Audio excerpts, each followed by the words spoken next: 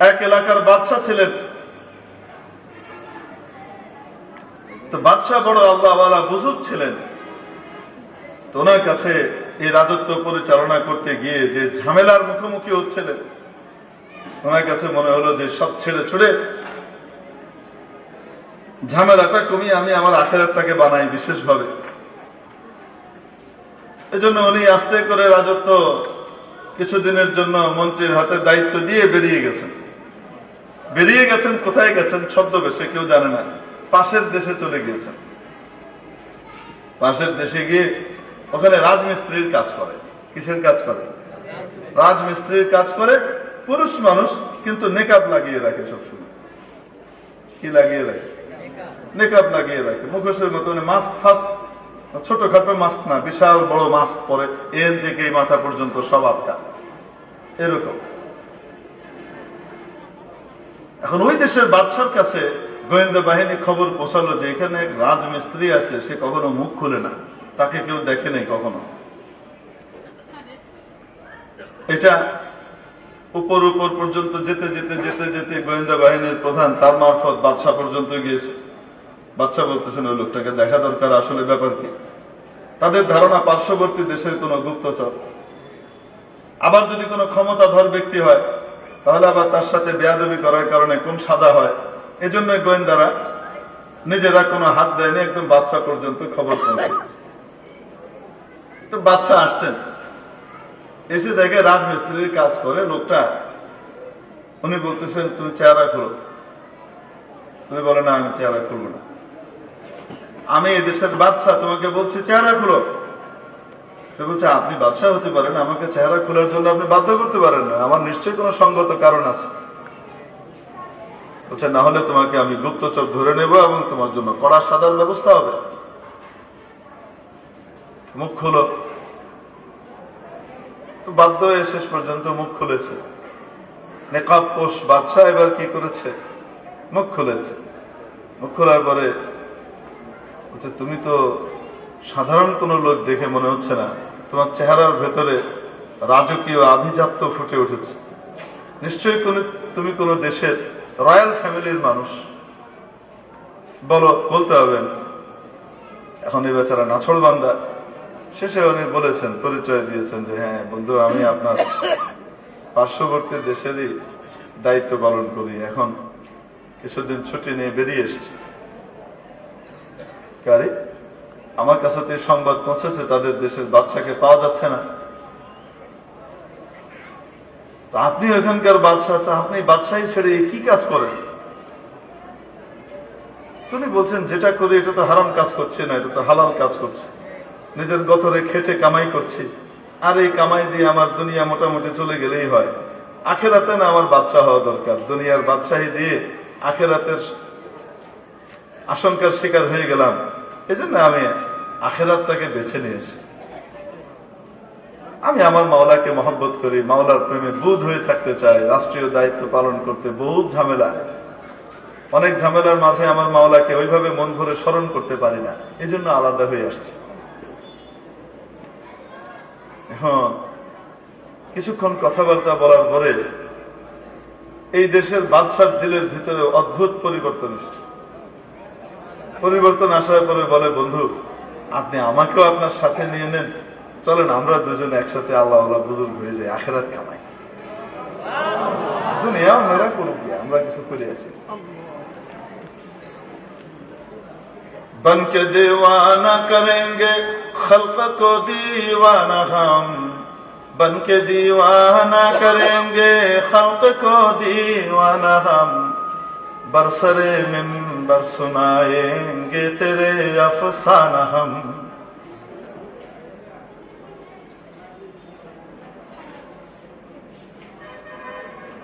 बरसरे मिंबर सुनाएंगे तेरे अफसाना हम। দুনিয়ার মধ্যে পরিবর্তন আনতে হলে আগে নিজের মধ্যে পরিবর্তন আনা লাগে। আল্লাহওয়ালাদের সোহবতে উঠা বসা করলে মানুষের মধ্যে আল্লাহওয়ালার রং লেগে যায়। দুনিয়াওয়ালাদের সাথে উঠা বসা করতে থাকলে আস্তে আস্তে আল্লাহ এবং আখিরাতকে কেমন যেন মানুষ কেমন যেন ভুলে যায়, ঠিক না? মেরে মুআজ্জাজ হাজিরিন, বলছিলাম প্রকৃত মানুষ বাহিরের দেখতে যে মানুষ সে নয়, আসল মানুষ হলো ভেতরের কিছু যোগ্যতা অর্জন করার নাম, ভেতরে কিছু বৈশিষ্ট্য লালন করার নাম হলো প্রকৃত মানবতা, মনুষ্যত্ব। যার ভেতরে সে বৈশিষ্ট্যগুলো থাকে তাকে আসলে মানুষ বলা হয়।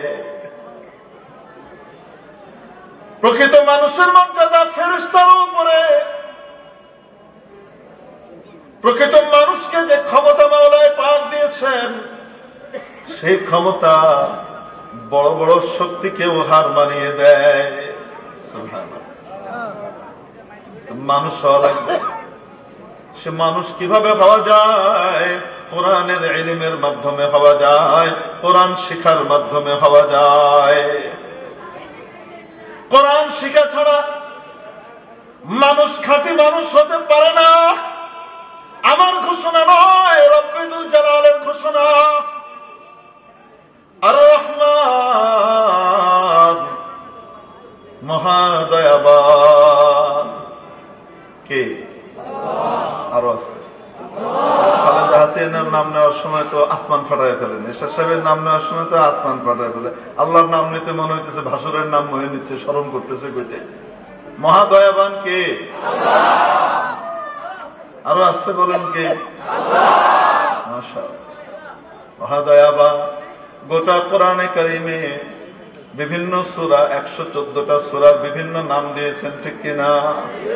একটা সূরার নাম নিজের নামে দিয়েছে। নিজের বিশেষ যে নামটা আছে রহমান, আল্লাহ ওনার মূল নাম। এরপরে যে সবচেয়ে বৈশিষ্ট্যধারী যে নামটা, সেটা হলো রহমান।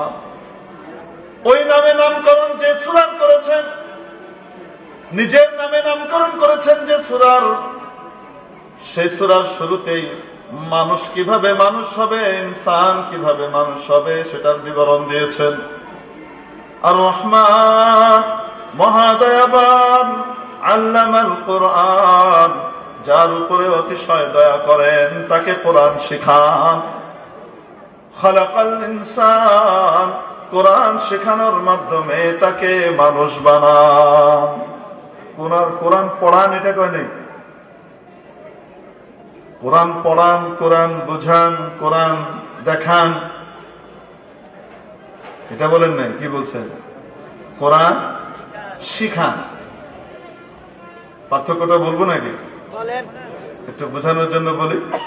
এটা হলো পড়া, একটা হলো বোঝা, একটা হলো নলেজ লাভ করা, হ্যাঁ, জ্ঞান অর্জন করা। আর আরেকটা হলো শিখা।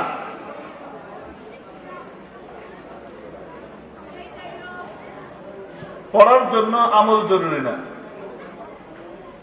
বুঝার জন্য আমল জরুরি না। নলেজ অর্জন করার জন্য, নলেজেবল হওয়ার জন্য আমল কি নয়? জরুরি নয়। কোন ব্যক্তি বড় নলেজেবল পারসন কিন্তু সে আমল করে না, হতে পারে তার নলেজ আছে, কিন্তু শিখার জন্য প্র্যাকটিক্যালি আমল জরুরি। উদাহরণস্বরূপ দেখেন, একজন ব্যক্তি সাঁতার সম্পর্কে সে জ্ঞান অর্জন করলো, সাঁতার সম্পর্কে পড়লো, সাঁতার বুঝলো, সাঁতার কি জিনিস সেটা বুঝলো, সাঁতার সম্পর্কে অনেক নলেজ লাভ করলো।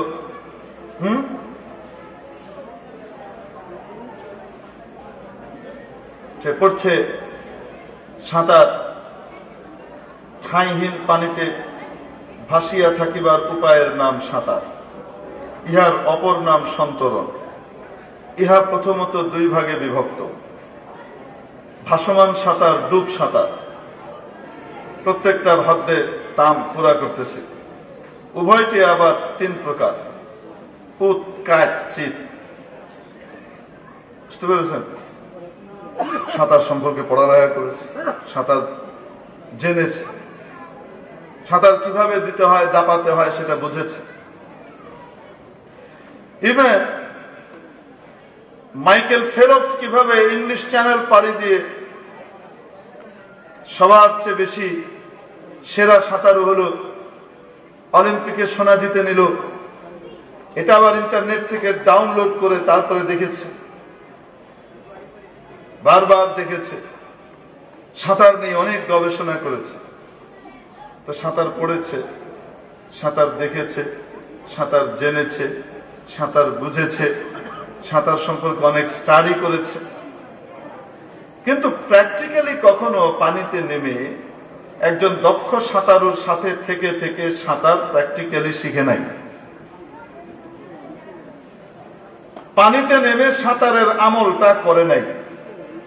তাহলে সাঁতার পড়নেওয়ালা, সাঁতার বুঝনেওয়ালা, সাঁতার দেখনেওয়ালা, সাঁতার নিয়ে স্টাডি করনেওয়ালা, সাঁতার নিয়ে গবেষণা করনেওয়ালা, সাঁতারের নলেজওয়ালা এই ভদ্রলোক প্র্যাকটিক্যালি সাঁতারের আমল করে নাই।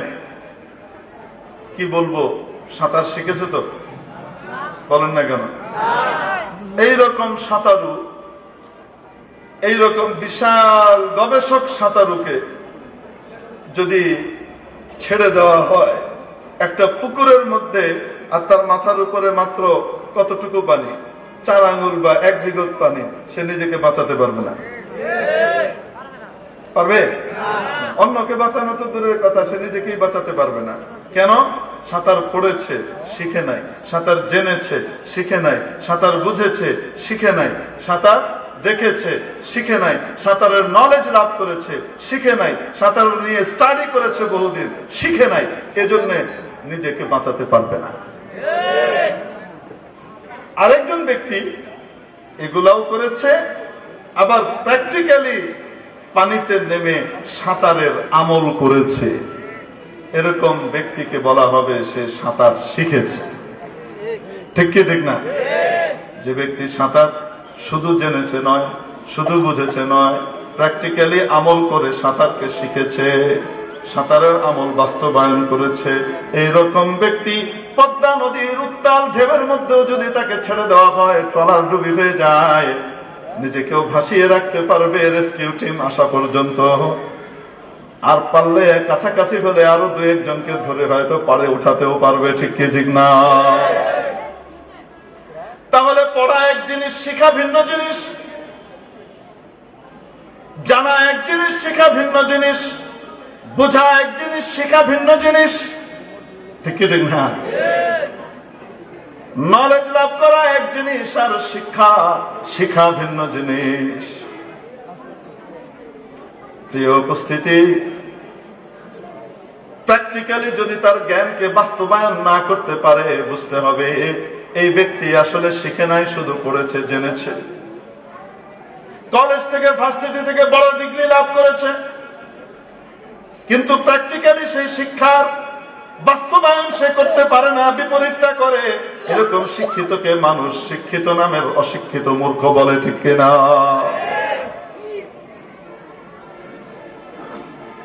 রব্বুল আলামিন বললেন, আর রহমান আল্লামাল কুরআন, মহাদয়াবান যার উপরে অতিশয় দয়া করেন তাকে কোরআন শিখান। কোরআন তার মানে কি? শুধু কোরআন পড়ে আর জানে না, আমলও করে। যখন যেটা করণীয় কোরআন অনুযায়ী সেই আমলগুলো সে প্র্যাকটিক্যালি করে। ঠিক কি ঠিক না? নবীর তরিকার বাইরে কদম রাখে না। হুজুর এটা কই পাইলেন? কোরআনই বলেছে, ওয়ামা আতাকুমুর রাসূলু ফাখুযুহু ওয়ামা নাহাকুম আনহু ফান্তাহু। আমার এই রাসূল তোমাদের কাছে যা কিছু নিয়ে আসেন তা আঁকড়ে ধরো, আর যা থেকে বিরত থাকতে বলেন তা থেকে বিরত থাকো। যেগুলো থেকে নিষেধ করেন সেগুলো থেকে দূরে থাকো। কোরআনে শিখায়, কোরআনে শিখিয়েছে, কুল ইন কুনতুম তুহিব্বুনাল্লাহ, যদি তোমরা আল্লাহকে ভালোবেসে থাকো, ফাত্তাবিউনি ইউহিব্বুকুমুল্লাহ, ও নবী আপনি বলে দেন যদি তোমরা আল্লাহকে ভালোবেসে থাকো তাহলে আমি রাসূলের পরিপূর্ণ অনুসরণ করো। তাহলে কোরআনের উপরে আমল করতে হলে রাসূলের সুন্নতের কোনো বিকল্প নাই, ঠিক কি ঠিক না? কোরআন মানে কিছু, কিন্তু রাসূলের সুন্নাহকে অস্বীকার করি। কোরআন মানে কিন্তু জুমার নামাজের আগের 4 রাকাত সুন্নাহকে অস্বীকার করি। তারাবির নামাজের সময় ফাঁকিবাজি রাকাত গ্রহণ করি। আর যাই করি না কেন আসলে এখনো কোরআন ওয়ালা হতে পারি না। প্রত্যেক রমজান আসে আর এই ফিতনা চাঙ্গা দেয়, ঠিক কি ঠিক না? আল্লাহ তাআলা আমাদেরকে বুঝবার তৌফিক নসিব করেন বলি আমি।